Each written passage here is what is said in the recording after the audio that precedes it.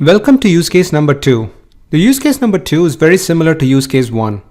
We just removed Apache HTTPD and replaced it with Nginx.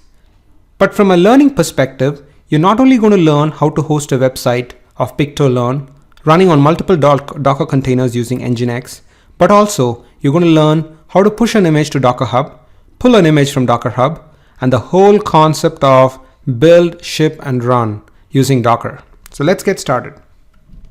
What we're going to do as a part of this use case, as you can see, is you have the infrastructure of the server. On top of it, you have the host operating system.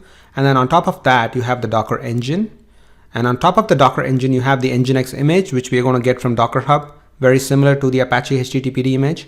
And after that, you have your custom image, which you built by modifying nginx.conf and hosting a Pictolearn website. Now let's call this my Nginx image.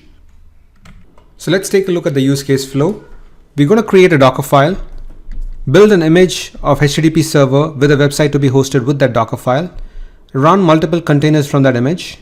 We're going to log into the container and verify the files. So until this point, it's very similar to what we did in use case 1, except for a few steps which are missing. So what we're going to do here is, apart from what we learned in use case 1, would be to create an account with DockerHub, create a repository in DockerHub, push Docker image to the repository, remove image from the local, and then pull Docker image and then try running it again.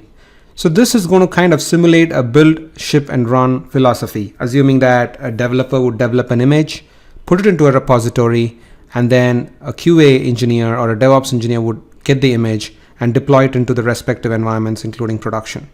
So let's take a look at how this can be done. Thank you for watching this lecture, and I look forward to seeing you in the next one.